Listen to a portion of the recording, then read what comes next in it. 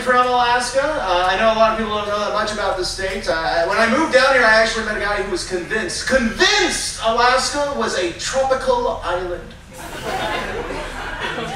I'm like, oh, no, it's not. He's like, oh, yeah? Then why in my high school geography book was Alaska always next to Hawaii in the middle of the ocean?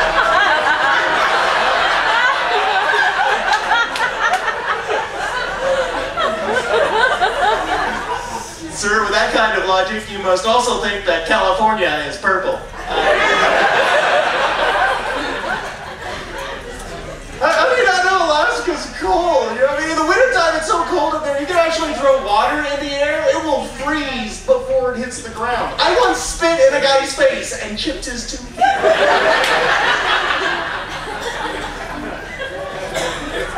The weird thing is, like, once people find out I'm from Alaska, they never let me complain about the cold. Like, man, it's 0 degrees today, sure is cold. Oh, thought you were from Alaska. Aren't you used to the cold? I used to be. But I've lived down here so long, I've become wussified. Just like you. That's kind of a stupid argument, though. Just because I'm from Alaska, I'm not allowed to complain about the cold. That's like saying you're not allowed to complain about bad smells because you're from New Jersey. You're not allowed to complain about illegal immigrants because you're from a place called New Mexico. Or you're not allowed to complain about disappointment because you're a Cubs fan.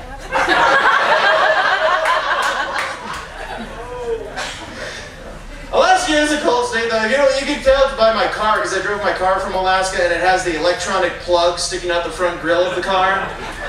If you know what that is. For those of you who don't know what that is, it's attached to an oil pan heater, so you can plug in your car at 50 below zero, and your car will still start up. Every car in Alaska has that, but people in the South, they don't know what the hell that's about. I drove my car from Alaska down to California. Everyone thought I drove an electric. And all these idiot surfers walking up to me, whoa, dude, I've never seen an electric Aerostar minivan. You're hardcore. We don't really have the hippies in Alaska. We don't. I mean, if anything, we're like the rednecks of the north. Yeah, I'm pretty sure the only reason we still have dog sled racing in Alaska is because it's too cold for NASCAR.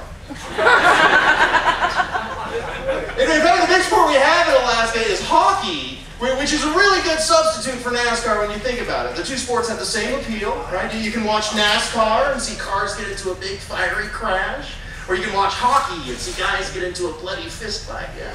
It's the same thing, right? Like hockey rinks even have advertisements all over them, just like the cars do in NASCAR. The only difference between the two sports is that in hockey, the players are missing teeth, and in NASCAR, it's the fans. In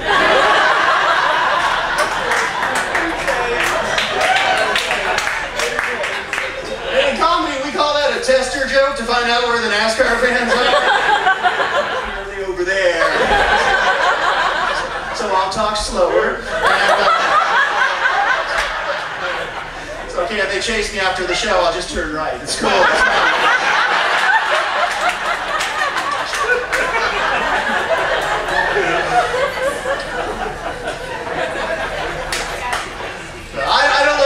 Anymore. I actually live out on the West Coast now, and I drove out here for the show this week. Last week I was on the road too with another comic friend, but I still had to do all of the driving on the trip.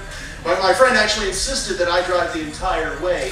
And his reason for that is that he's black and I'm white. Therefore, according to him, I can speed and police won't give me a ticket. I was like, fine, I'll drive, but if someone cuts us off, you have to shoot them. Which I thought was fair. And I don't like doing too many jokes about stereotypes, because we all know for the most part stereotypes aren't true. They're not. I mean, we all heard that one stereotype that Hispanic people like to drive lowriders. Yeah? That's not true. It's not. Just that whatever car they're in naturally rides low because they have so many people.